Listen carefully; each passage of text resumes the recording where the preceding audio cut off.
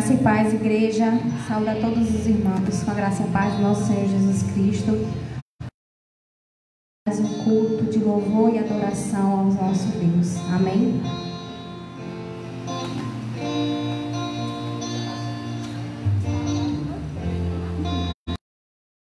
Este é o meu respirar.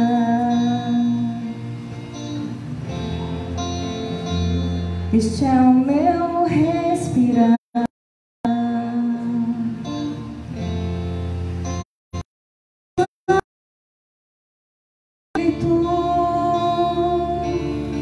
Vivendo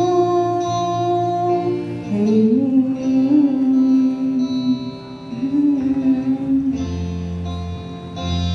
e este é o meu pão, e este é o meu pão, tua vontade feita em mim, e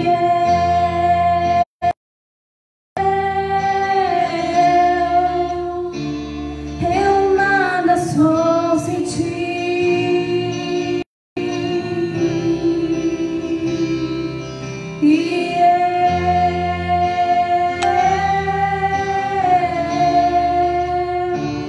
perdido estou sem ti, Jesus.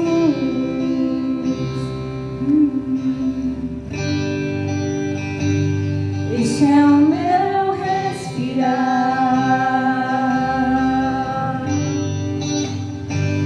Este é o meu respirar. Deus Santo Espírito, vivendo em mim,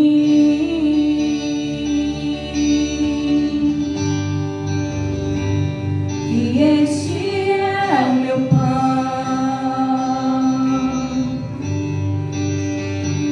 e este é o meu pão, tua vontade feita em mim, e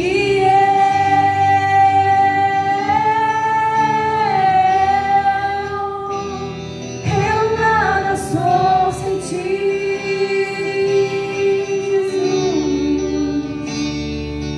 E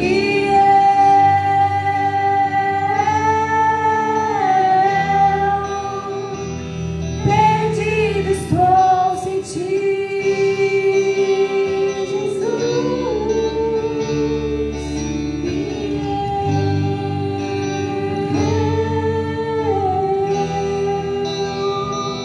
eu nada sou sem ti.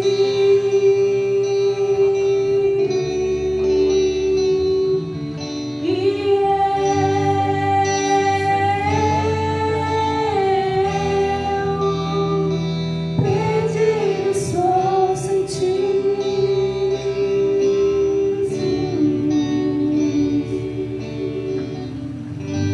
aleluia, glória a Deus.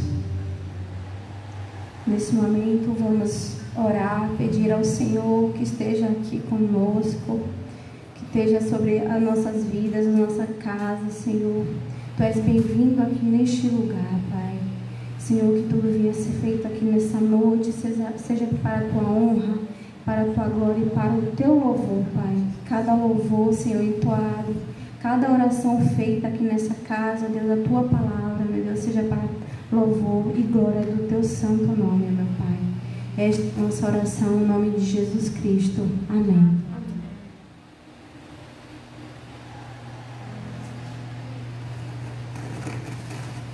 Graça e paz, irmãos. Amém. Vamos colocar de pé? Vamos ler a palavra de Deus no livro de Marcos 21, 22. Só para a gente meditar um pouco na palavra.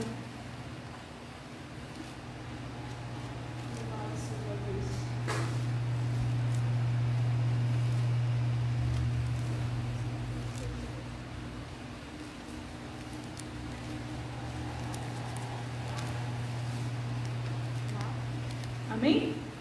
Marcos 2, 21 e 22. Ninguém costura remendo de pano novo em vestes velhas, porque o mesmo remendo novo rompe o velho, e a rotura fica maior. E ninguém põe vinho novo em odres velhos,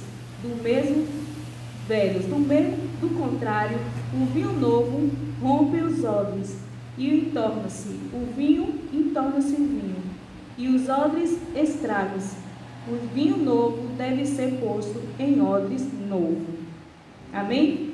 Os irmãos, medite nessa palavra, que nessa noite a gente possa estar com nossa mente, com nosso coração voltado, ligado com o Senhor, pedindo a Deus para Deus renovar nossas vidas, nos dar uma unção nova, que o Senhor trabalhe na nossa mente, no nosso coração, tirando toda tristeza, angústia.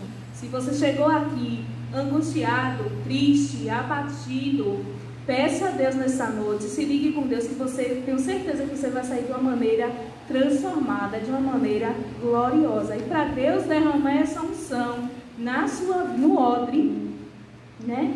Para Deus derramar essa unção na sua vida, no seu coração, você precisa pedir a Deus para Ele lavar o seu coração, a sua mente. Deus não pode derramar uma unção na sua vida, uma renovação, você da maneira que você está. Eu não sei da maneira que você está, mas o Senhor sabe, o Senhor conhece.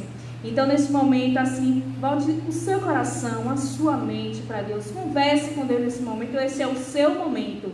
Se você veio aqui, em meio a toda a situação que estamos vivendo, não foi à toa, porque algo você veio pedir a Deus, né? Você não veio para ver as pessoas, ver os irmãos que você não vê há muito tempo, porque você quer sentir algo, você veio buscar algo do Senhor.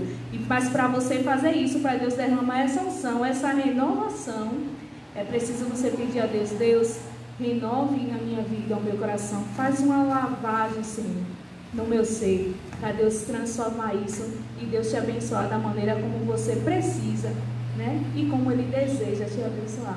Amém? Vamos continuar louvando. Vamos louvar o Senhor nessa música, te adorar, porque o nosso prazer é estar na casa do Senhor, louvando e engrandecendo. Muitos irmãos queriam estar aqui hoje, mas em meio à situação que estamos vivendo, não podemos, né? Mas podemos sim hoje, nós que estamos aqui, adorar o Senhor de todo o coração. Amém? Senhor, quero viver pra teu louvor, te entregar tudo que sou, com meu viver te exaltarei, amado Rei dos Reis, Senhor, tua verdade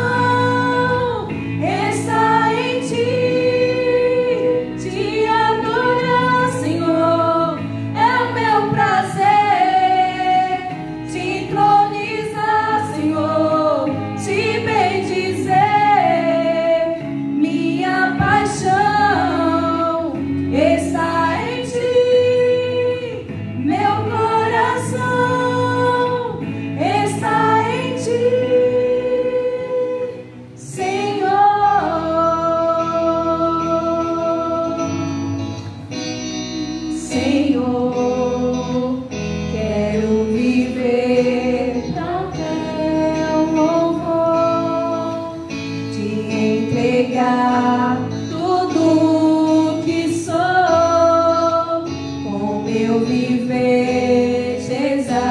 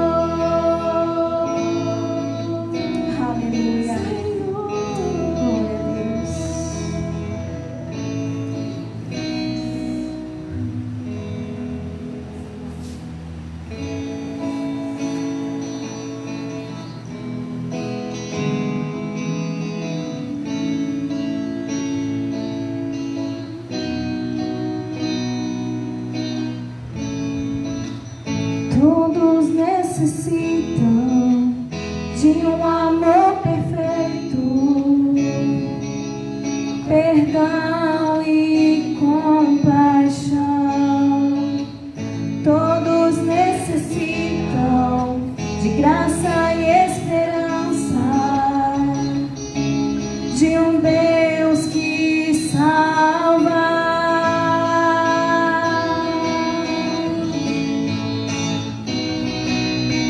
Cristo move as montanhas e tem poder para salvar, tem poder para salvar, para sempre autor da salvação. Jesus a morte venceu, sobre a morte venceu.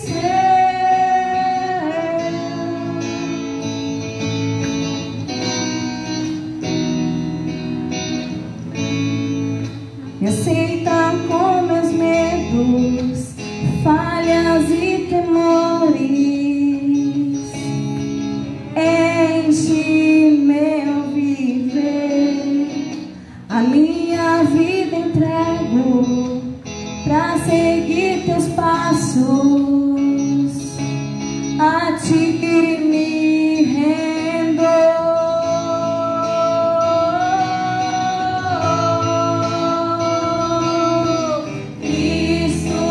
Move as montanhas e tem poder para salvar, tem poder para salvar, para sempre autor da salvação. Jesus a morte venceu, sobre a morte venceu. Cristo move as montanhas e tem poder para salvar, tem poder para salvar, para sempre autor da salvação. Jesus a morte venceu, sobre a morte venceu.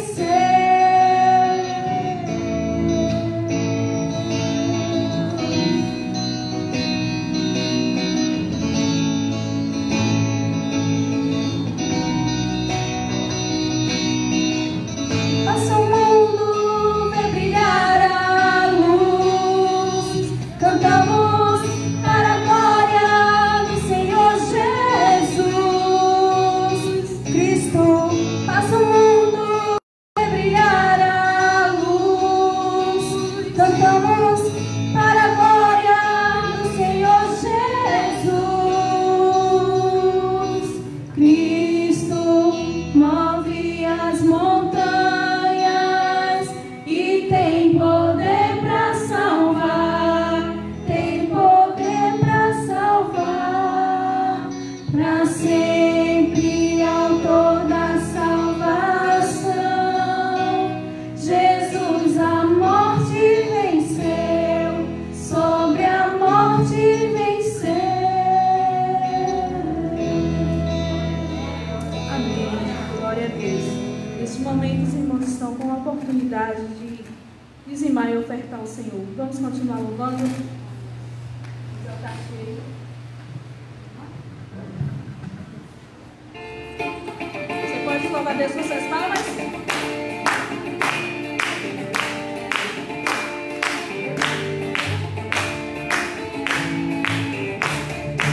Exaltar-te-ei, ó Deus meu e Rei, e louvarei o seu nome. Exaltar-te-ei, ó Deus meu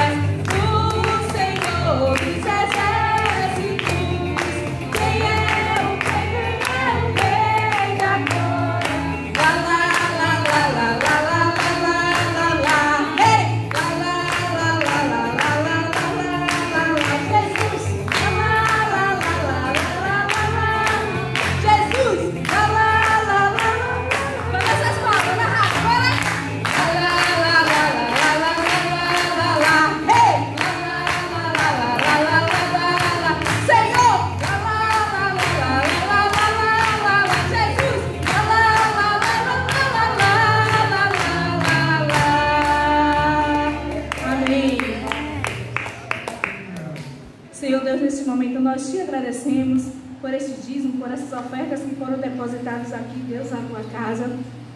Eu te peço que o Senhor venha estar abençoando, venha estar multiplicando, o Senhor venha estar abençoando os seus filhos, Senhor, celeiro, Deus, os teus filhos, que eles possam, Deus, a cada dia estar com o coração voltado, Deus, a estar contribuindo, Senhor amado, na tua casa. Aqueles também que não puderam, que o Senhor venha entrar com uma providência, Deus, venha abrir, Deus, uma porta de emprego, para que Deus, filhos possam, Deus, estar contribuindo, Deus, na tua casa. Muito obrigado por essa oportunidade que estamos aqui louvando e agradecendo o teu nome. Muito obrigado mesmo, meu Senhor. Amém. Pastor Rogério está com a palavra.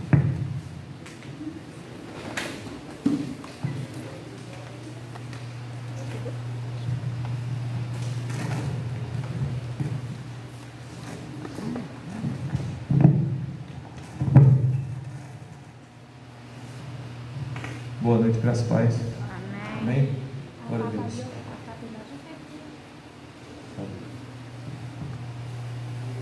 Eu gostaria de te convidar aqui para fazer uma oração ainda nesse culto e fazer uma oração especificamente aí por todos os pastores, missionários.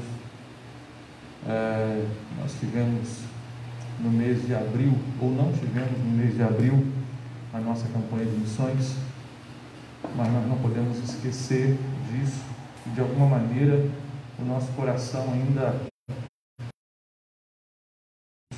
E eu queria convidar a irmã Lucinéia para vir fazer uma oração aqui por cada pastor missionário que está no campo. E a gente tem aí à nossa disposição muitos recursos numa cidade, mas imaginam pastores e outros tantos que estão espalhados, tanto no Brasil, em muitos lugares ermos, sem condição, muitos inclusive sem condição financeira, porque caíram os recursos de todas as formas, de forma geral. Os missionários são sustentados através das igrejas. Então nós precisamos orar por isso, irmãos, pensar seriamente sobre esse trabalho tão importante, porque foi através de um trabalho missionário que essa igreja está aqui. Todas as igrejas são frutos de um trabalho missionário, de alguém que se dispôs a começar, e a obra não para. Nós vamos orar então pelos missionários espalhados pelo Brasil.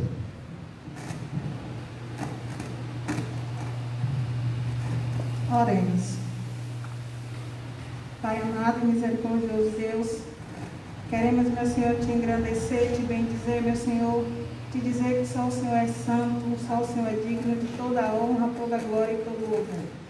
Pai amado, neste dia de hoje, eu quero te pedir perdão, meu Deus. Perdoa as minhas falhas, Deus, minhas transgressões, meu Senhor. Perdoa tudo aquilo, Senhor, que eu tenha feito, que eu tenha olhado, que eu tenha tocado, meu Senhor, que não tenha te agradado, Deus. Continua, Senhor, derramando sua infinita misericórdia, Deus, sobre a minha vida. E eu quero te pedir, Deus, em nome do seu Filho amado Jesus, em prol dos missionários, Senhor, dos pastores. Pai, vamos entrar em mais uma campanha de missões. E esta campanha de missões, Deus, tem todo um significado, Deus. O nosso tema é Eu Creio, e vai ficar assim, cada irmão, cada membro que está aqui presente, refletir em quem eu creio, em que eu tenho crido, né? Nós precisamos abençoar os missionários que estão nos campos, nós precisamos ofertar, nós precisamos continuar orando, sabendo que, meu Senhor, nós não precisamos de dinheiro, nós precisamos de pessoas que creem que o Senhor pode todas as coisas e que com as nossas orações podemos mover céus e terras, podemos mover corações, quebrantar corações, para que eles sejam corações ofertantes, corações dizimistas, coração que ora, porque sabemos que a oração move todas as coisas. Se nós não podemos ofertar por este momento, ore porque o Senhor abre os céus, e de onde não tem, o Senhor manda. Senhor Deus, eu quero neste momento te pedir, Deus, abençoa, Deus, os missionários. Manda, Senhor, com que nós intercedamos por eles, Deus, para que eles sejam curados de tristeza, Deus, curados de enfermidades, Deus, que aquece o coração de cada missionário que está no campo, Deus, para que ele não se sinta só, para que ele não se sinta fracassado, meu Senhor, porque nós sabemos, Deus, nós que estamos aqui, nós estamos nos sentindo só. É uma solidão dolorosa, meu Deus, é uma solidão que dói, porque nós não podemos abraçar quem está perto de nós. Imagine quem está lá longe, meu Senhor. Então eu te peço em nome de Jesus, ser com nossos missionários, alegra, Senhor, o coração deles, aquece, Senhor, a alma deles, Deus, para que eles possam continuar, Deus, fazendo aquilo que o Senhor lhes direcionou. Pai amado, eu quero te pedir também pelos pastores, Deus, que eles continuem, Senhor, ouvindo a sua voz poderosa, a sua voz que emana paz, que o Senhor continue falando para o coração deles, para que eles possam se dirigir às suas ovelhas, Deus, para que ele possa juntar o seu rebanho, para que ele possa confortar, Deus, a todas aquelas pessoas, Deus, que neste momento está se sentindo só, principalmente, Senhor, nossos idosos, que o coração arde para estar aqui na sua casa, Deus, mas nesse momento eles não podem, meu Senhor. Então eu te peço, Deus, aquece o coração dos nossos pastores, Senhor, alegra a alma deles, Deus, faz com que eles recebam do Senhor uma unção de ânimo, para que ele possa estar passando para nós essa unção, uma unção de alegria, uma unção de esperança, uma unção de que tudo isso vai passar e que em nome do seu Filho amado Jesus vamos poder nos encontrar, vamos poder rir, vamos poder celebrar e vamos poder glorificar o seu santo nome. Deus, em nome do seu Filho Jesus, que eu te agradeço, Senhor. Muito obrigado, Deus. Eu te peço pelo dia de hoje, por estarmos aqui, por essa alegria de poder te louvar em meio à máscara, que não dá para ninguém ver o nosso sorriso, mas eu sei que o Senhor percebe o nosso coração, e o nosso coração está tranquilo, porque sabemos que o Senhor está no controle de todas as coisas. É em nome do seu Filho amado Jesus que eu te agradeço. Amém.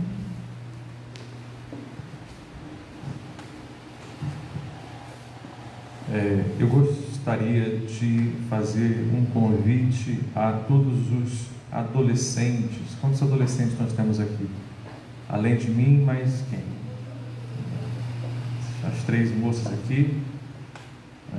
Mais gente aí adolescente? Você não é adolescente? Jovem adolescente, tá certo. Então eu queria fazer um convite para todos os adolescentes, as 3 que estão aqui, lá em casa tem um, e eu acredito que mais um ou outro aí a gente sempre tem, para que no próximo domingo a gente possa vir para a igreja. Tem uma palavra para dar para os adolescentes. Então venham com máscara, ok? Eu vou estar tentando me comunicar aí com os adolescentes durante a semana, de alguma forma, achar um meio aí de poder achá-los, para a gente poder marcar melhor essa reunião. Mas eu já antecipo a gente poder estar aqui no próximo domingo, 4 horas. Geralmente adolescente, dizem que vai dos 13 aos 18, mas hoje tem uma turma aí de 30 anos que fala que é adolescente. Bom, não sei, né? Vamos ver. Né? Só vontade, né, irmão? Mas eu creio que são adolescentes também. Mas a reunião é só para a turminha mais nova mesmo assim, que vai até os 17, 18 anos.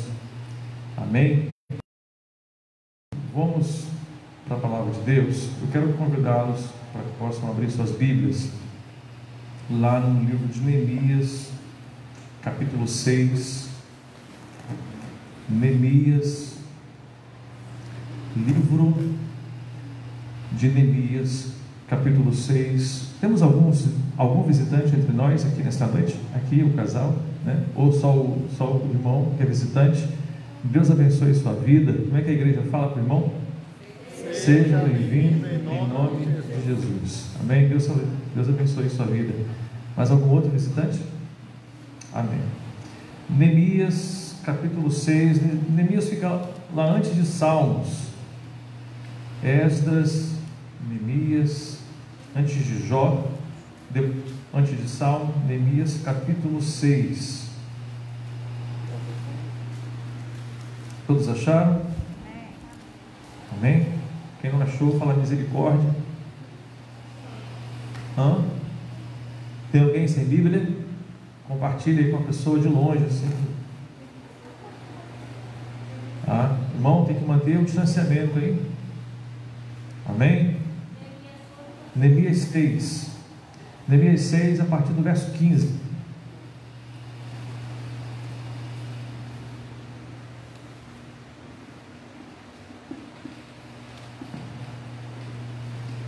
Até o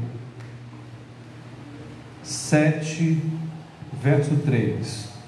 Neemias 6, 15 até o capítulo 7, verso 3. Diz assim: mesmo assentados, vamos ler a palavra de Deus, cada um acompanha na sua versão. Diz assim: o muro ficou pronto no 25º dia de Elu, em 52 dias. Quando todos os nossos inimigos souberam disso, todas as nações vizinhas ficaram atemorizadas e com orgulho ferido, pois perceberam que essa obra havia sido executada com a ajuda do nosso Deus. E também naqueles dias, os nobres de Judá estavam enviando muitas cartas a Tobias, que lhes enviava suas respostas, porque muitos de Judá estavam comprometidos com ele por juramento, visto que era genro de Secanias, filho de Ara, e seu filho Joanã havia se casado com a filha de Mesulão, neto de Berequias. Até ousavam elogiá-lo na minha presença, e iam contar-lhe o que eu dizia. E Tobias continuou a enviar-me cartas para me intimidar, ou em alguma outra versão, para me amedrontar. Aí o capítulo 7 começa: depois que o muro foi reconstruído e que eu coloquei as portas no lugar, foram nomeados os porteiros, os cantores e os levitas para governar Jerusalém. Encarreguei o meu irmão Anani e com ele Ananias, comandante da fortaleza, pois Ananias era íntegro e temia Deus mais do que a maioria dos homens. Eu lhes disse: as portas de Jerusalém não deverão ser abertas enquanto o sol não estiver alto, e antes de deixarem o serviço, os porteiros deverão fechar e travar as portas.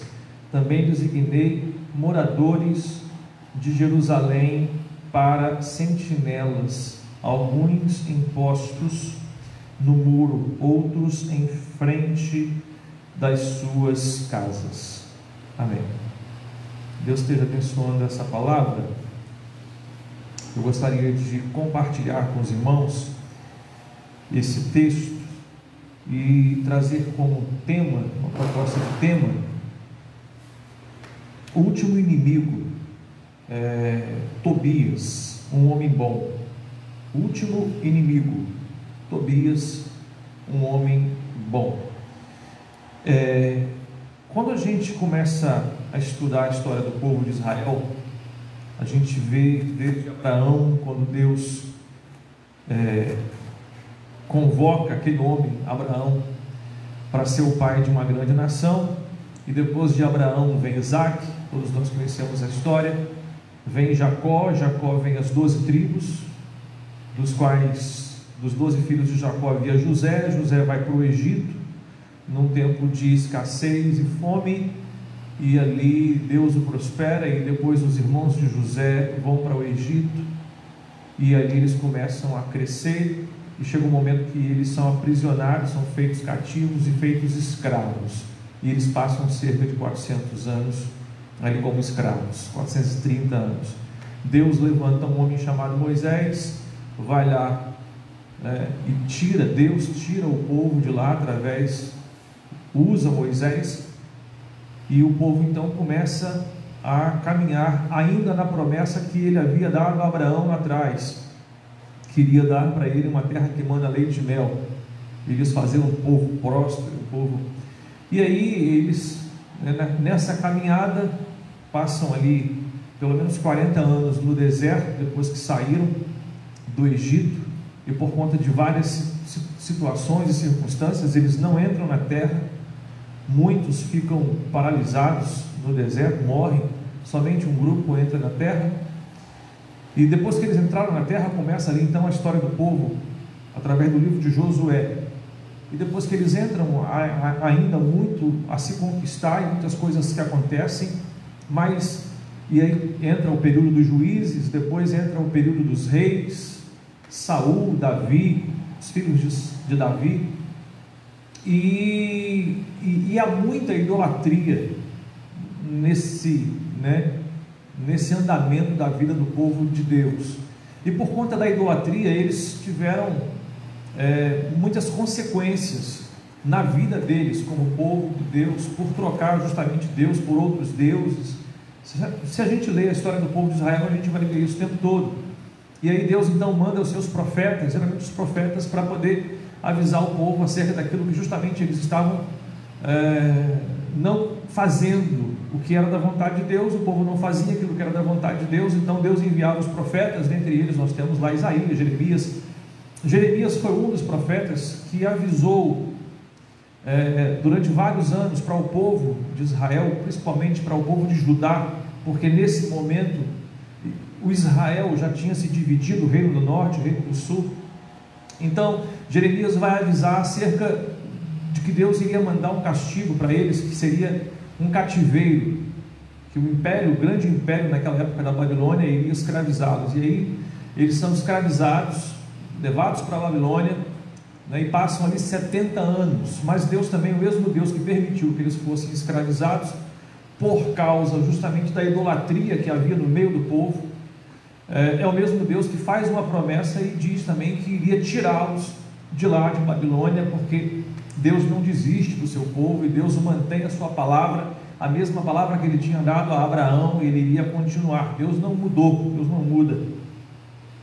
E quando eles saem de Babilônia, muitos que saem de Babilônia voltam para Jerusalém, mas só que quando chegam em Jerusalém, encontram uma Jerusalém destruída, os seus muros derrubados, os seus portões queimados, e dentre os israelitas que estavam em Babilônia, havia um homem chamado Neemias. Nesse período que nós estamos aqui, mais ou menos aí por volta do ano 460 antes de Cristo, surge essa reconstrução da Jerusalém. Eles saem de Babilônia e eles vão para Jerusalém para reconstruir a cidade, para reconstruir os muros e para reconstruir as portas. E aí começa o livro de Neemias. Neemias é o reconstrutor da cidade. Nós temos Esdras, que é um escriba, que ele vai lidar mais com a questão da doutrina, da lei. Nós temos Zorobabel, que também é uma outra figura aqui nesse cenário, mas aqui a nossa visão hoje está voltada para Neemias. Neemias é o copeiro do rei, alguém que trabalhava diretamente com o rei de Babilônia, como copeiro, servindo. Era uma alta função dentro lá do reinado.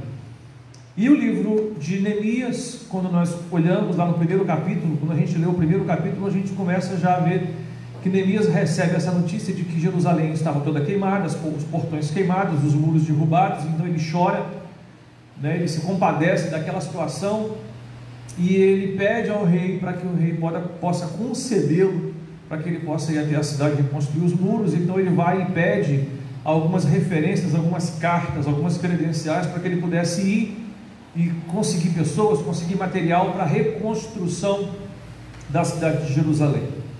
Ok, mas irmãos, isso tudo é história, e eu acredito que é uma bela história. E também acredito que o registro dessa história está aqui não somente para o nosso conhecimento histórico. Eu não fico limitado a acreditar e entender que Deus permitiu que o Espírito Santo pudesse, colocar isso aqui na mente de homens, escrever essas histórias na mente de homens, e quem escreveu o próprio livro de Neemias foi o próprio Neemias que escreveu. Mas eu não acredito que isso foi inspirado por Deus, pelo Espírito, para que nós hoje, ano de 2020, tivéssemos simplesmente um relato histórico de um fato que aconteceu há cerca de 2.500 anos atrás. Ora, sabemos que Neemias foi um homem que lutou e restaurou os muros e as portas de Jerusalém há 2.500 anos atrás. Que bonito! Vamos aplaudi-lo, e vamos ficar contemplando e olhando para o passado. Não, temos o teor histórico, temos a compreensão histórica. Só que a Bíblia é muito mais do que uma compreensão histórica, principalmente quando a gente está lá no Antigo Testamento. É importante termos a compreensão histórica, precisamos entender a compreensão histórica, mas precisamos nos aprofundar mais e entender qual é a relação que essa história tem com a nossa vida hoje. Qual é a relação que essa história de Neemias, de muros caídos, de portões queimados, de um povo destruído, qual é a relação que isso tem com você, com a sua vida, com a sua casa, com a sua família, com a Igreja Batista Alto do Cruzeiro, com o bairro do Alto do Cruzeiro, do Palmiúdo, da cidade de Salvador, com a sociedade que vivemos, com as coisas que temos que lidar hoje no dia a dia. E com certeza eu posso dizer, pelo menos é isso que eu entendo, considero, que tem tudo a ver. Eu acredito que esse texto foi escrito, está aqui, para que ele faça diferença na nossa vida e para se relacionar com a nossa realidade hoje. Não é somente um conhecimento histórico, para que a gente possa olhar para a história, ok, e agora o que nós vamos fazer? Bem, então quando nós pensamos em muros, e quando nós olhamos em alguns outros textos da Bíblia, nós vamos ver que o Israel de Deus, o povo de Deus, tinha a ver com essa questão dos muros. Nós acabamos de cantar aqui, por exemplo, levantai, ó portas, as vossas cabeças, levantai, ó portais eternos, para que entre o Rei da Glória. É uma referência do Salmo 24, se eu não me engano. E isso, o que quer dizer lá nesse Salmo? Levantai, ó portas, as vossas, está fazendo uma referência às portas de Jerusalém, mas tem todo um contexto político, tem toda uma questão de que as portas falavam de justiça, porque eram pelas portas que as pessoas entravam, e na verdade naquela época existiam vários povos, e os povos viviam em guerra. Dentro dos muros havia proteção, fora dos muros havia insegurança. Então quem é que poderia ficar dentro dos muros? Ou melhor, quem é que poderia entrar para dentro da cidade e entrar pelas portas, visto que os muros eram altos? Então os muros têm uma conotação, as portas também têm uma conotação. Os muros falam de segurança, e por assim dizer, para nós, para a nossa realidade, os muros falam de salvação. O que é hoje, o que seria hoje os muros da cidade de Jerusalém, da nossa Jerusalém, do Israel de Deus hoje? Não mais o Israel lá, a descendência sanguínea de Abraão, mas o Israel hoje de uma herança sanguínea do próprio Cristo, porque somos herdeiros de Abraão por meio de Cristo, diz Paulo lá em Gálatas 3. Então nós somos o Israel de Deus hoje. E quando a gente fala sobre os muros caídos, o que quer dizer esses muros caídos? Nós que um dia estivemos aprisionados no mundo, estávamos mortos, como Paulo diz, nos nossos pecados, fomos libertos da escravidão do pecado, e hoje nós somos do Senhor. Mas ainda assim, muros podem ser derrubados. ataques, sofremos ataques o tempo todo. Nós costumamos dizer que nós temos pelo menos 3 inimigos: Satanás, que é inimigo de Deus, mas ele não consegue vencer Deus, então ele vai querer atacar os filhos de Deus, porque se ele conseguir tocar nos filhos de Deus, logo ele vai tocar também no próprio Deus, porque Deus ama os seus filhos. Então Satanás é um inimigo, é arqui-inimigo de Deus, mas também se tornou inimigo dos homens, porque a nós, homens e mulheres, foi dispensada a graça, o amor. Deus nos ama, por isso o diabo não quer matar, roubar e destruir. Nós temos o mundo com uma tendência, o mundo no sentido de que jaz no maligno, o mundo corrompido, com ideologias, com ideias, com a sua estrutura e a sua lógica própria de ser mundo, que é contrário ao reino de Deus. A lógica do mundo é contrária à lógica do reino. A lógica do mundo é eu primeiro, a lógica do reino é você primeiro, eu venho depois, porque eu preciso considerar você mais importante do que eu mesmo, e por aí vai. Então nós temos Satanás como inimigo, nós temos o mundo como inimigo, e nós temos o nosso próprio eu, no sentido do eu, da nossa herança adâmica, o velho homem, aquilo que Paulo fala lá em Romanos 6, que precisa morrer. Mas como é que morrer? Morrer todo dia. Paulo fala: crucificado estou eu com Cristo, vivo não mais eu, mas Cristo vive em mim. E Jesus mesmo diz: aquele que quer ser meu discípulo, negue a si mesmo, tome a sua cruz todo dia e siga-me. Então cruz é símbolo de morte, precisamos morrer todo dia morremos um pouco para esse velho homem. Todo mundo tem um velho homem, ou seja, é aquele homem que quer pecar. E quando nós olhamos aqui para o livro de Neemias, nós temos 3 pessoas que são mencionadas, principalmente lá no capítulo 1, 2, 3 e 4. Nós lemos aqui no capítulo 6, início do 7, falando só sobre Tobias, mas leia depois. Eu creio que você já leu, mas leia depois. Comece lá no capítulo 1, Neemias 1, vai lendo capítulo 1, 2, 3, você vai encontrar 3 personagens ali: Sanbalat, Tobias e um terceiro chamado Gesem, ou Gesem, G-E-S-E-M, alguma coisa assim. E os 3, de alguma maneira, têm uma caracterização espiritual também. Assim como eu falei que para a nossa aplicação pessoal, espiritual, os muros aqui que foram destruídos podem ser os muros da nossa vida, da nossa casa, da nossa espiritualidade, do nosso relacionamento com Deus. Os muros podem ser derrubados pelo inimigo, os portões podem ser derrubados, que são a justiça, a nossa segurança em Deus. Esses inimigos que eu mencionei aqui, que são citados no livro de Neemias, que é o Sanbalat, que é o Tobias e o Gesem, eles também são caracterizados. Nós poderíamos, por que não, dizer que Sanbalat, pelo seu simbolismo e a sua significância aqui, é o próprio diabo, no aspecto de que quer matar. E se a gente for lá para o significado do nome Sanbalat, vamos encontrar algumas relações. Quando nós olhamos para o Gesem, vemos que ele tem uma semelhança com a questão do mundo, dos valores do mundo. E quando nós olhamos para Tobias, nós olhamos para o velho homem. E é interessante, eu não vou fazer menção aqui de Sanbalat e de Gesem, que são os outros, porque foram 3 inimigos que Neemias enfrentou quando chegou em Jerusalém. 3 opositores de Neemias. Neemias, poderíamos dizer que é uma figura do próprio Cristo. Eu já vi muitos estudos bíblicos com referência ao livro de Neemias, e principalmente falando sobre Neemias, um grande exemplo de líder, um grande modelo de líder, de formar equipe, de tantas coisas. Mas eu não quero falar e pensar em Neemias como um grande líder.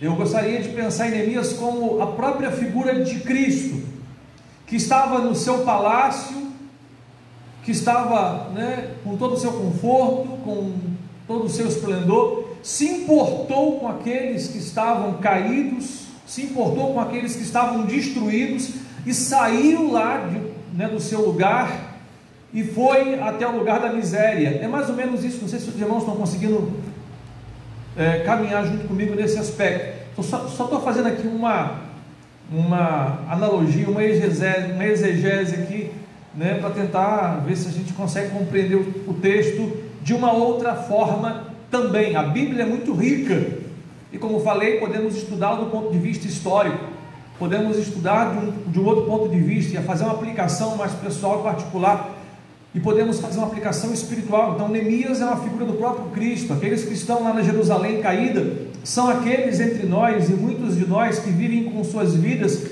cujos muros estão derrubados, cujas portas estão queimadas, cujas famílias têm sofrido, relacionamentos sofridos, situações e outras tantas coisas.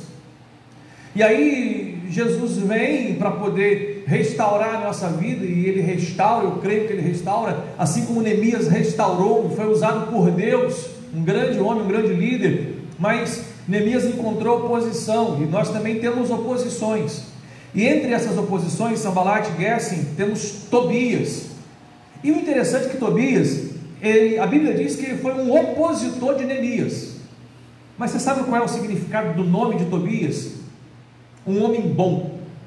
Tobias era um homem bom. Aí me deu um nó na cabeça, eu fiquei pensando, bom, mas como é que um homem bom pode se tornar um opositor daquele que era usado pelo próprio Deus, que foi o próprio Neemias?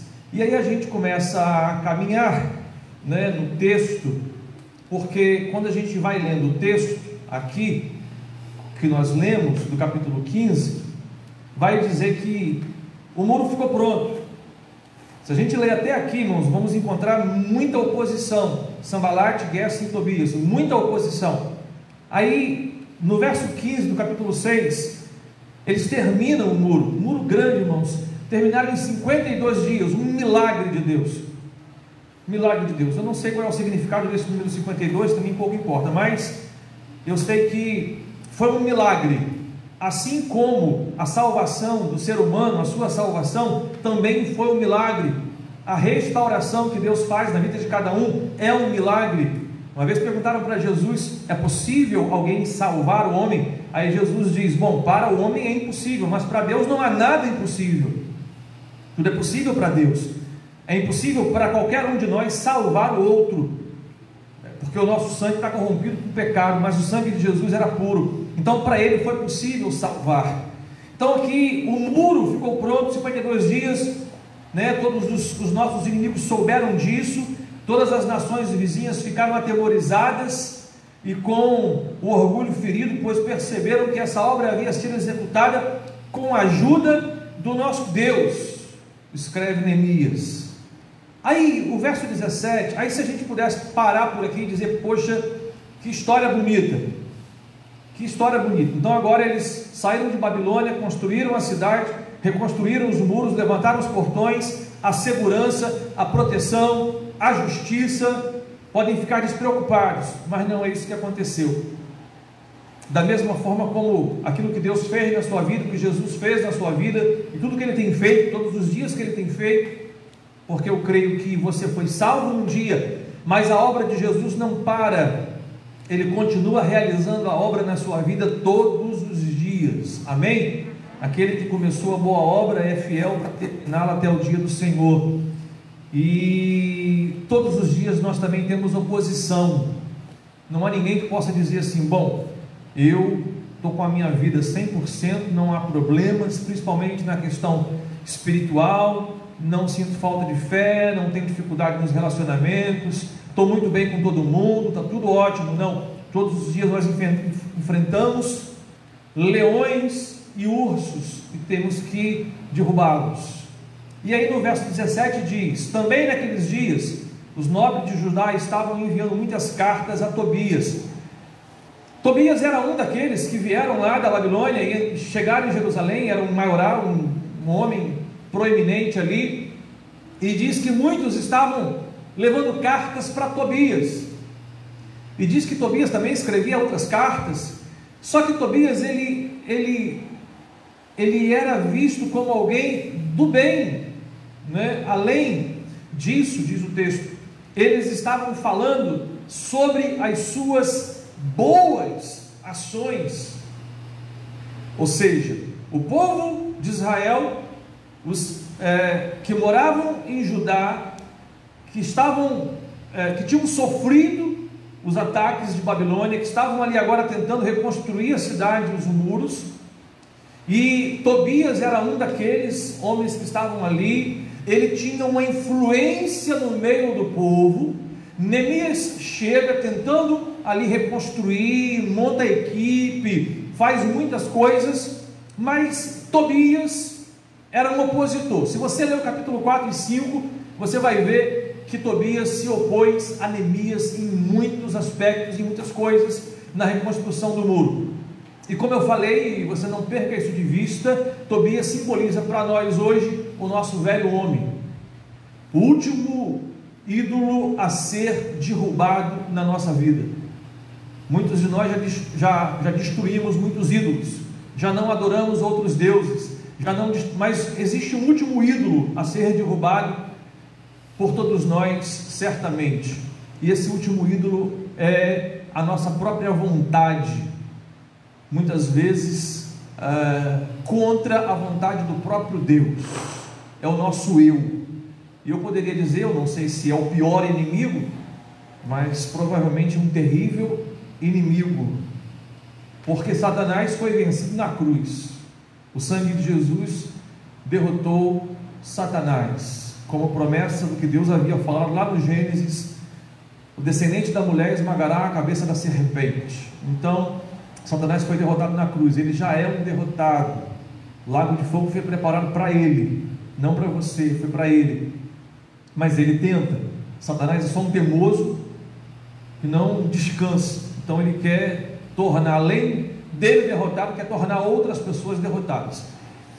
O mundo, a gente tem que ter atenção e precisamos montar guarda, precisamos estar bem alertas com relação ao que o mundo está fazendo e acontecendo. Mas, irmãos, quem nos livrará de nós mesmos, no sentido daquele velho homem que está sempre querendo pecar, que está sempre vindo à tona, e quando é tomado muitas vezes de sentimentos e de raiva e de pensamentos e de tantas coisas, e aí o Espírito Santo nos dá o fruto para que ele possa ser gerado e amadurecido em nós, que é amor, paz, alegria, bondade, longanimidade, domínio próprio, mansidão. Mas ainda assim esse velho homem, ele não se comporta dentro desse fruto do Espírito, ele quer ir além disso. Quem nos livrará?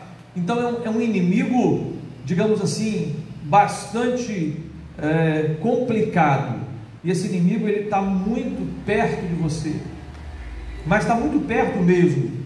Esse inimigo que eu tenho, ele está pertíssimo de mim, irmãos, muito perto. Aliás, eu falo com ele todos os dias, está bem perto, muito perto, ok? Então,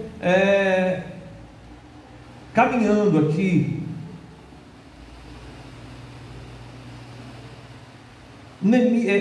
Tobias, ele era, seu nome, o significado do seu nome, um homem bom, uma pessoa boa, embora seja fácil ver para nós aqui olharmos para Tobias e olharmos para ele e dizer, não, Tobias ele era um opositor do povo de Deus, um opositor de Neemias, e ele, por mais que fosse visto e olhado aqui pela igreja de Jerusalém como uma pessoa boa, mas que tipo de bondade é essa que Tobias tinha? Que tipo de bondade ele passava para as pessoas? Porque da mesma forma, irmãos, como esse nosso eu, esse nosso homem carnal, esse nosso homem adâmico, esse nosso velho homem, poderíamos dizer que ele é mau, da mesma intensidade que ele é mau, ele também é bom. E há muitas situações na nossa vida em que nós nos deparamos com isso, e aqui eu estou falando para a gente fazer uma análise pessoal, não é nem para olhar para o outro, mas há situações em que as pessoas, elas são boas. Aliás, se a gente perguntar para quase todo mundo, as pessoas vão dizer, se eu perguntar para qualquer um, você é bom ou você é mau? Não, eu sou bom. Eu me lembro que uma vez eu conversando com uma senhora, há muitos anos atrás, e aí ela estava com uma medalha, né, uma imagem, e aí me chamou a atenção aquilo. Eu falei, não, eu vou puxar um assunto com ela. E eu perguntei para ela: se a senhora morrer hoje, a senhora vai para o céu? Aí ela falou: eu vou. Aí eu me interessei pelo assunto. Eu falei: não, eu vou estender um pouquinho mais esse assunto. Mas por que a senhora vai para o céu? Eu vou para o céu porque Deus vai me levar, ou porque eu sou boa, porque eu sempre mantive a minha vida ali, né, no trilho. Eu nunca fiz mal, eu nunca matei ninguém, eu nunca roubei, eu nunca fiz nada de ruim assim e tal. Então eu sou uma pessoa boa. E aí eu me interessei mais ainda pela conversa. Eu falei: não, deixa eu estender um pouquinho mais essa conversa, que está interessante, a gente vai chegar em algum lugar. Eu falei: a senhora sabe que todos nós merecemos, e já era uma senhora assim de mais ou menos quase uns 90 anos, mas não sei porque naquele momento Deus assim me levou a conversar. Eu falei: a senhora sabe que todos nós merecemos ir para o inferno? E na época eu me lembro que eu tinha, acho que Pedro era bem pequeno, eu não sei se ele estava perto de mim assim, tinha ali talvez pouco mais de 2, 3 anos, Pedro hoje vai fazer 17 já, e eu falei assim: até o meu filho que tem 2 anos aqui merece ir para o inferno. Ela levou um susto, deu um pulo para trás assim: pera aí, como assim? Ninguém merece ir para o inferno. Eu falei: não, a gente merece ir para o inferno porque todos pecaram, a Bíblia diz. Aí eu perguntei para ela: a senhora tem Bíblia? Tenho. Aí eu: quanto tempo que a senhora não lê a Bíblia? Tem mais ou menos uns 20 anos que eu não leio a Bíblia, mas fica lá em cima da minha estante, em algum lugar lá. Então, a Bíblia diz que todos pecaram e separados estão de Deus, que o salário do pecado é a morte, todos merecem a morte. E a Bíblia diz mais que não há ninguém bom, não há ninguém que faça o bem, não há nenhum justo sequer. Então todos merecem a morte eterna e a condenação eterna. Aí ela se zangou comigo, irmãos, e a gente quase que sai ali na luta. Eu já com os meus 30 e poucos anos, uma senhora de quase 90, e ela, né, tentando ali me engalfinhar. Eu dei um cruzado de direita nela, ela me deu lá um mortal, e até que com muito tempo, com muito sacrifício, eu fui tentando explicar para ela com cuidado, com carinho. Terminando, irmãos, glória a Deus, que meses depois aquela senhora se converteu. Ela morava do lado da igreja.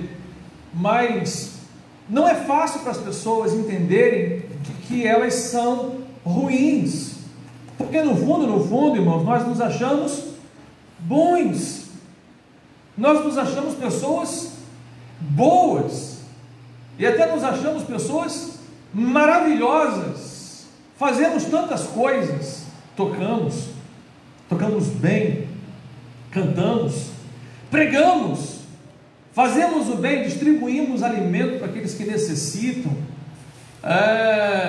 Irmãos, se nós fôssemos enumerar aqui as nossas virtudes e bondades, é claro que todos nós temos uma consciência, uma realidade de que fazemos coisas ruins, mas no fundo nós temos essa mentalidade de que nós somos pessoas boas.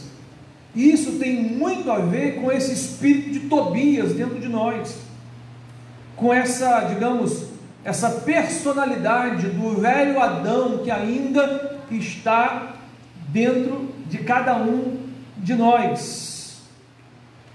E muitas coisas que nós queremos oferecer a Deus tem muito mais a ver com essa pessoa boa que nós achamos que somos, e queremos oferecer a Deus como Tobias naquele momento. E Tobias chega naquele momento onde os muros foram reconstruídos e as portas foram reconstruídas. Aí chega Tobias, começa a mandar cartas para as pessoas: olha, estou aqui, né? E a gente fez muita coisa, a gente reconstruiu, a gente fez uma porção de coisa aqui e tal, e a gente faz, a gente é algo, a gente é alguém que faz a diferença aqui.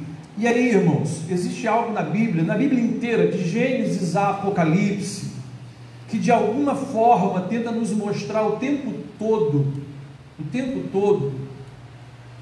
que tudo que nós fazemos, irmãos, pela nossa própria força, pela nossa própria capacidade, pela nossa própria vontade, não é aceito por Deus. Como assim não é aceito? Eu sempre achei que Deus aceitasse o meu esforço.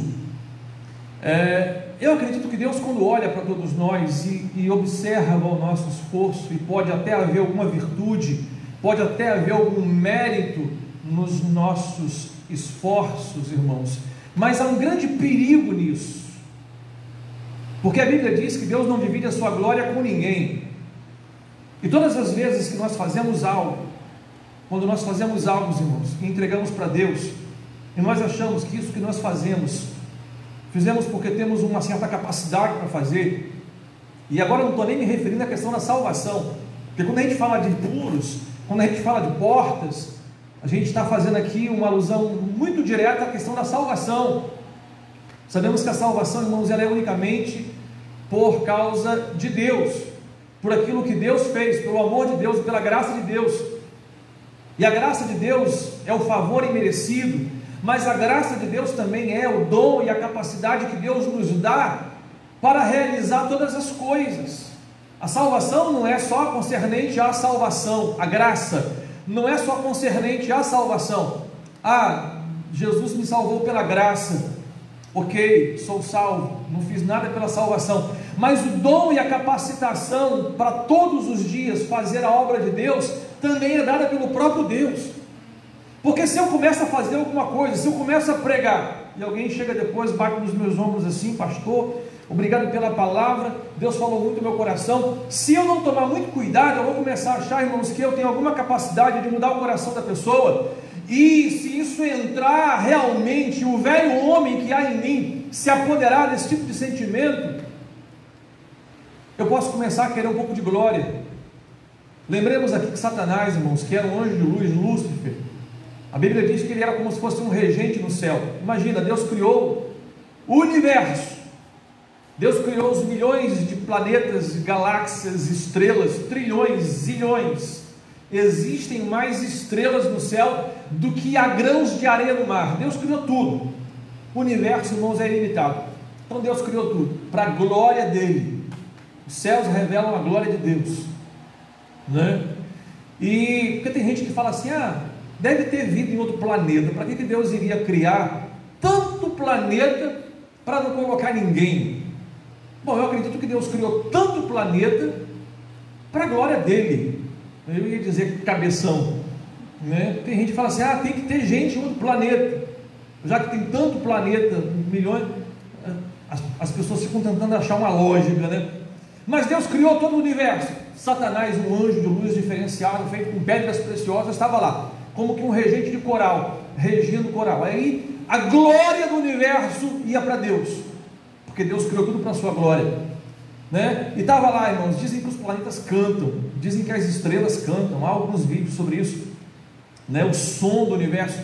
E aí estava lá o coral do universo glorificando ao Criador, único Criador, único digno de ser louvado, Deus. Satanás está no meio, levando a glória. Está lá, glória a Deus. Só que chegou um momento, irmãos, de que ele começou a achar que um pouquinho daquela glória também para ele não ia fazer mal nenhum. Aí ele fala: bom, eu também quero um pouquinho dessa glória.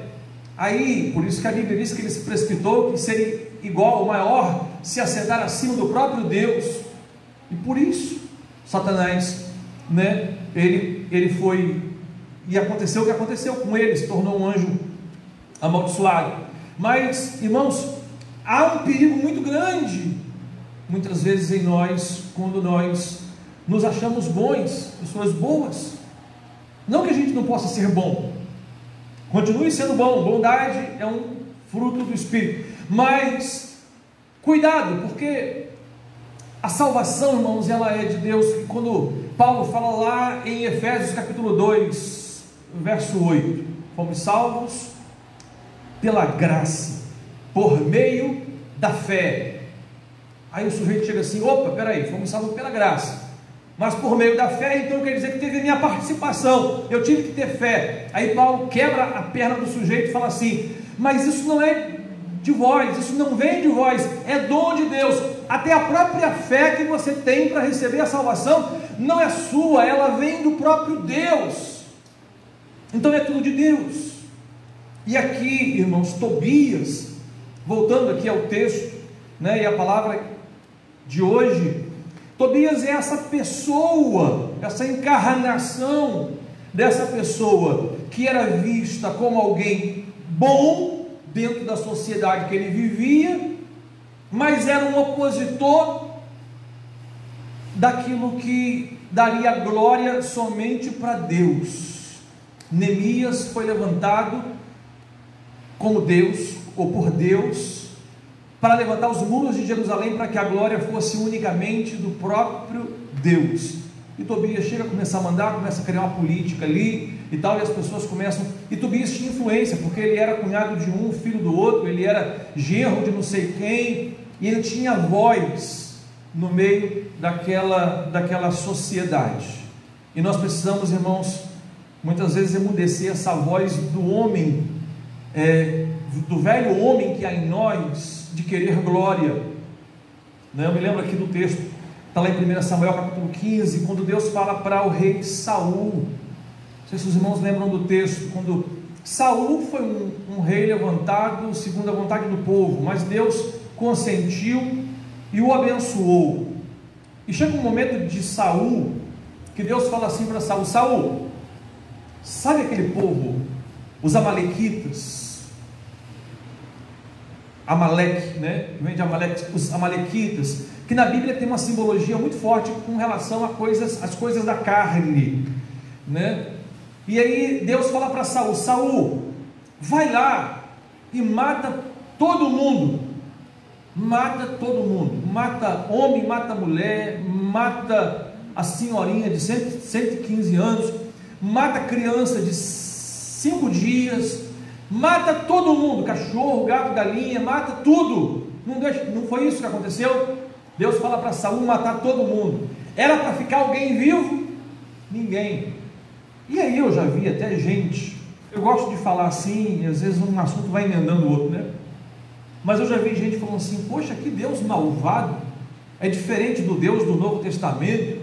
Como é que Deus permitiu lá no Antigo Testamento que matasse tanta gente? É simbólico, a simbologia é para nos ensinar algo. Não é que Deus lá mudou, Deus agora mudou, Deus agora não manda não matar ninguém, mas lá Deus mandou matar os amalequitas. A gente precisa saber por que é que Deus manda matar os amalequitas, porque os amalequitas ali, irmãos, estão fazendo referência à carne, o inimigo que tem a ver com a carne. Quando Josué atravessa o Jordão e o povo entra na terra, tem essa simbologia da salvação. O inimigo que eles enfrentam são os amalequitas. Os amalequitas atacam o povo de Israel, irmão, sabe por onde? Pelas costas. É traiçoeiro. Quando a gente começa a ler a Bíblia, ligar os pontos, a gente percebe essas coisas. A carne é traiçoeira. A carne, ela nos pega em situações, a nossa própria vontade nos leva a pecar e a cair em situações que nós não nos damos conta. Então Amaleque tem essa relação. Ok, aí Saul, lá em 1 Samuel 15, Saul vai lá e mata uma porção de amalequita. Não foi isso que ele fez? Matou muitos amalequitas, mas matou todos? Não matou todos. Saul falou assim: peraí, eu sei que Deus mandou matar todos os amalequitas, mas tem uns amalequitas aqui que são bonitinhos.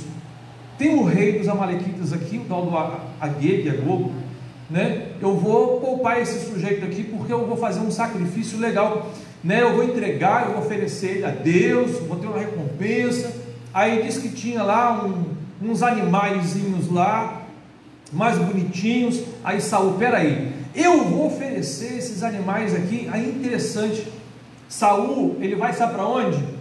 Gilgal, para oferecer sacrifício a Deus, com relação àqueles que ele deveria ter matado. Chega em Gilgal, e Gilgal também é uma outra figura, onde Deus falou lá na época de Josué, para que eles pudessem se circuncidar, pegar pedras e fazer a circuncisão. E circuncisão ali tem a ver com a questão da aliança, da carne, cortar a carne, tem a ver com santidade, purificação, abaixo o velho homem, e que cresça Cristo, e que morra o homem, que diminua o homem Aí Saul, irmãos, ele não mata todo mundo, ele poupa algumas pessoas, e aí por causa disso, irmãos, nós conhecemos aquele texto quando Deus diz assim: obediência é o que eu quero, não quero sacrifício. O velho homem que parece ser bom, às vezes ele quer oferecer sacrifícios de bondade para Deus, mas não é isso que Deus quer, não é o nosso sacrifício de bondade que Deus quer, porque continua sendo um sacrifício de interesse, de coisas de interesse humano, da razão humana, da coisa humana. E Deus quer, irmãos, obediência, Deus quer quebrantamento, Deus quer renúncia. Quem é que fez o que fez entre nós? Deus. Quem é que construiu tudo isso? Deus. Quem é que fez com que o homem se levantasse? Deus.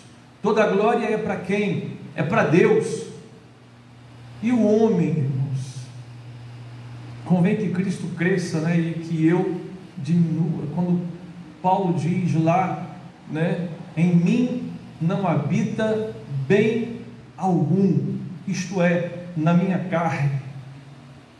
Em mim não habita bem algum. Isso é para quê, pastor? É para dizer que eu não sou bom? Realmente, nós não somos bons no sentido de que a nossa bondade, irmãos, não glorifica a Deus. A única maneira que podemos glorificar a Deus é quando nos rendemos completamente, rendemos a nossa vida, rendemos o que nós somos, rendemos o que nós temos, rendemos no sentido de dar a Ele, de colocar à disposição dEle. Não é pela minha força, não é pelo que eu sou, né? Então a gente começa a ver essas coisas aqui no texto, né? Saul queria oferecer a Deus o que Deus queria destruído. Deus falou para destruir os amalequitas, e Saul queria oferecer aquele tipo de sacrifício.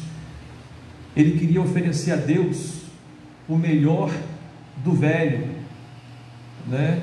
Hoje foi lido aqui a palavra de Deus: não se ponha o vinho novo num odre velho.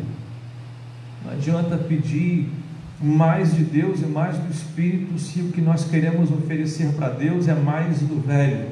Precisamos oferecer realmente mais do novo. E aí, irmãos,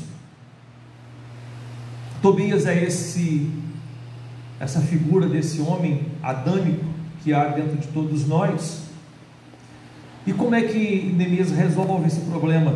No capítulo 7, Neemias diz: depois que o muro foi reconstruído e que eu coloquei as portas no lugar e foram nomeados os porteiros, os cantores e os levitas para governar Jerusalém, encarreguei meu irmão Ananias, e com ele Ananias, comandante da fortaleza, pois Ananias era íntegro e temente a Deus.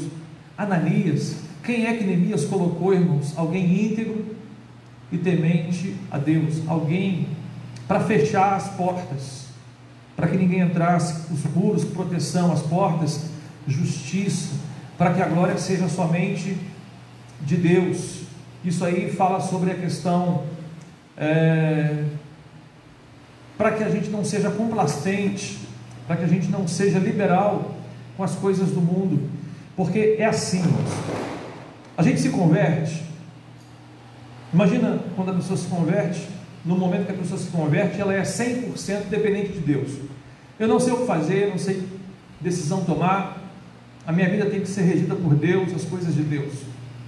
Passam-se 10 anos da vida da pessoa convertida, então ela já começa a achar que ela conhece a Bíblia, sabe algumas coisas, sabe até que decisões tomar, e muitas vezes ela relaxa na sua procura, na sua busca pela orientação do que é que Deus realmente quer fazer na vida dela. Então ela já depende 50% de Deus. E eu não estou fazendo uma referência aqui a quem tem 10 anos, 20 anos, isso é independente disso. Pode ser uma relação de pessoa que está 1 ano na igreja, pode ser alguém que esteja 50 anos na igreja, Não há uma relação lógica sobre essas coisas. Só estou dizendo que a tendência, muitas vezes, das pessoas é que com o passar do tempo ela não seja mais igual àquela que se converteu e que era dependente de Deus 100%. Dá para entender isso? Ela não é mais dependente de Deus 100%, porque ela já sabe algumas coisas. E ela costuma até achar que ela é boa para fazer algumas coisas. E ela costuma até querer oferecer algumas coisas da sua própria bondade, achando que a sua própria bondade é uma virtude. Irmãos, desde o dia que nós nos convertemos, e com o passar dos anos, e com o passar das décadas, e seja o tempo que for, nós precisamos ter a consciência de que nós somos 100% dependentes de Deus. E o Tobias que está em nós, por mais que ele grite o tempo todo e que ele fale o tempo todo: você é bom, você fez isso, você construiu isso, você tem esse mérito, você tem esse crédito, você tem, né? Por mais que essa voz que tem que se calar todo dia, porque ela tem que morrer. Quando Paulo fala lá em Romanos capítulo 6, né? É um texto tremendo. Romanos capítulo 6,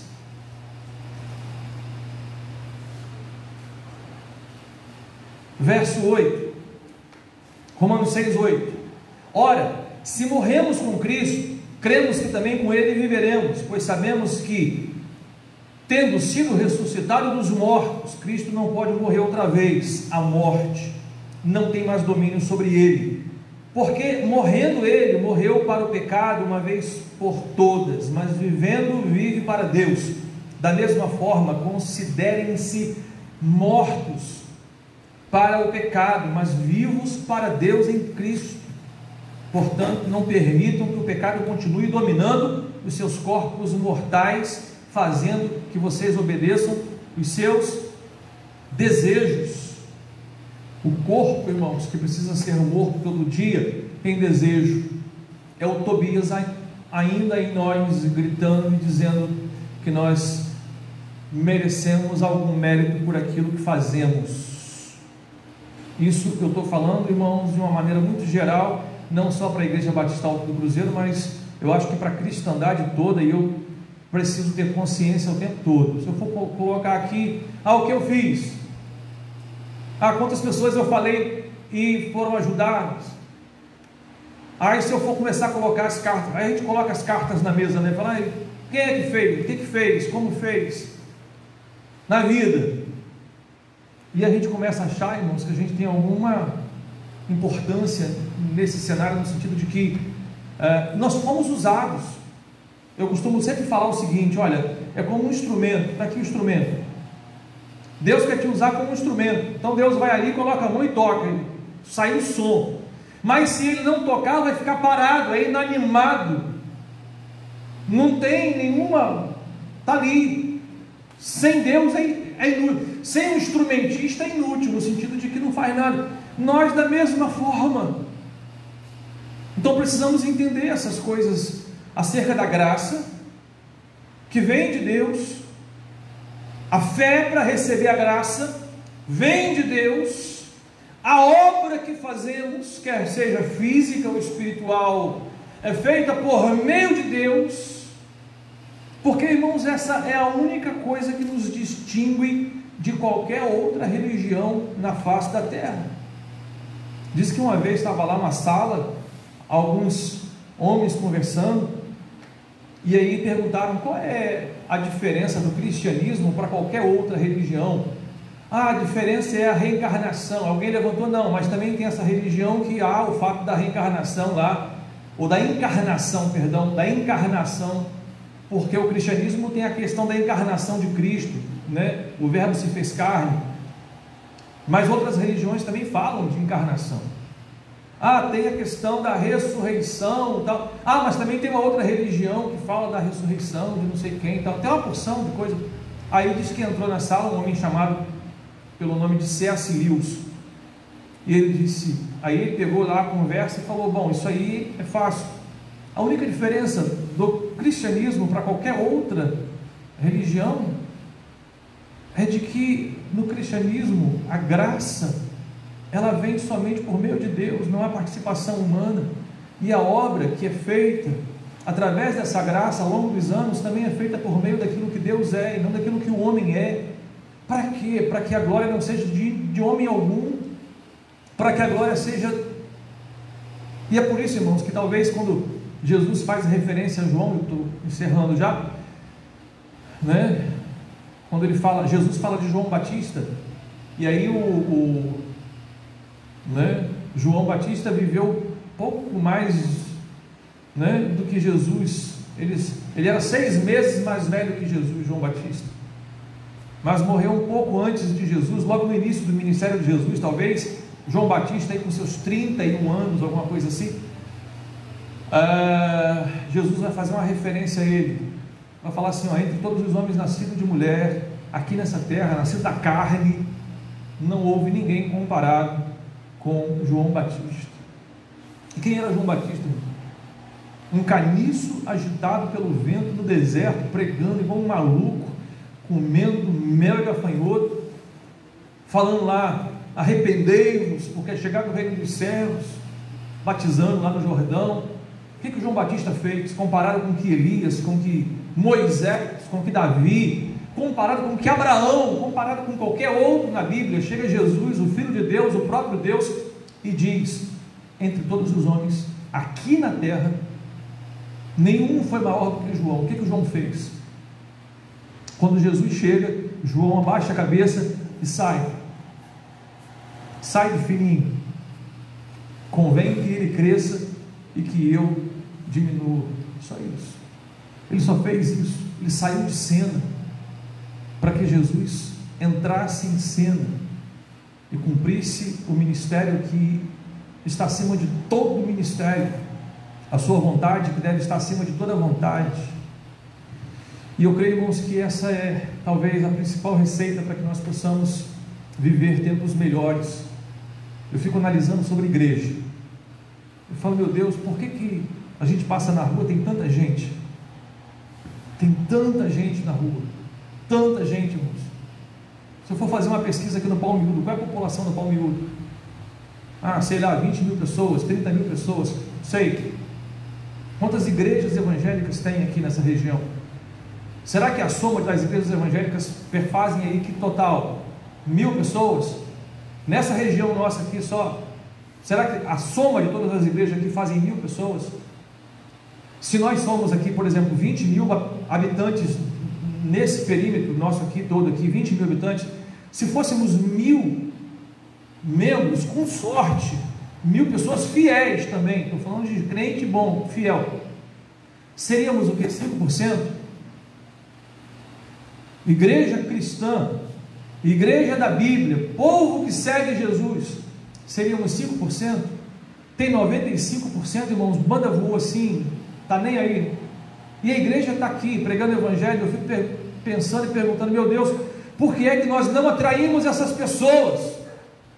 A resposta é muito simples, irmãos.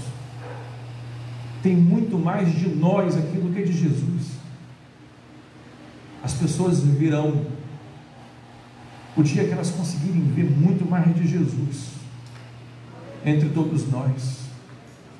E isso é muito sério, irmãos. É para a gente abaixar a cabeça, começar a saber lidar, porque o cara fala assim, bom, para ter situações de arrogância, problemas, discussões, injúrias, conversas, papapá, essas coisas todas, eu não preciso entrar na igreja não, fico em casa mesmo. Agora, para ter os muros restaurados, os portões restaurados, o nosso Tobias tem que se calar. O Tobias que é em nós, essa figura que tem que morrer todo dia, né? Tem que morrer todo dia. É o nosso velho homem, é o grande inimigo de todos nós. Amém? Quero convidar o Ministério de Louvor. Nós vamos orar encerrando esse culto.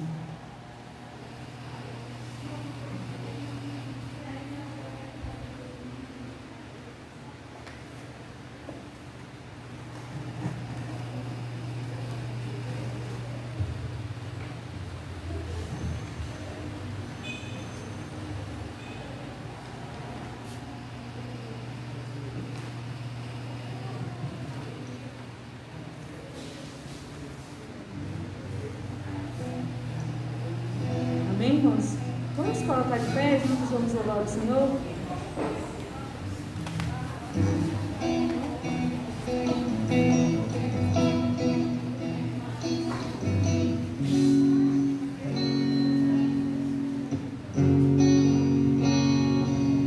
Se abalam, os povos se curvam, as bocas se abrem, as mãos se levantam para dizer que tu és o Rei,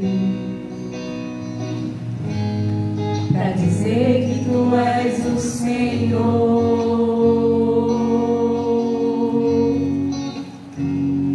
Os reinos se abalam, os povos se curvam, as bocas se abrem, as mãos se levantam para dizer que tu és o Rei,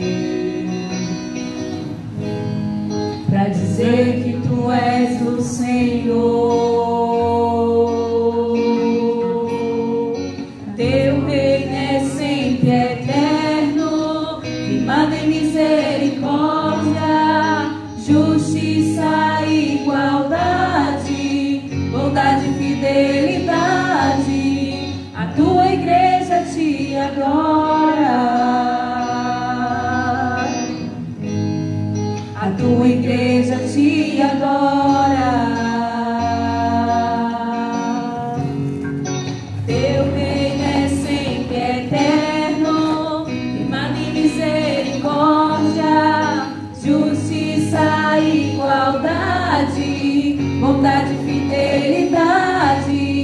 A tua igreja te adora, a tua igreja te adora.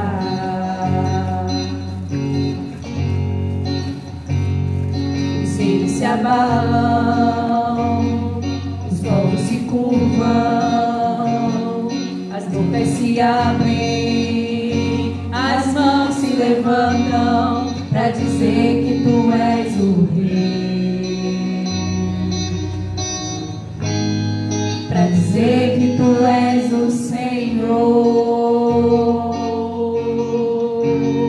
para dizer que tu és o Rei, para dizer que tu és o Senhor.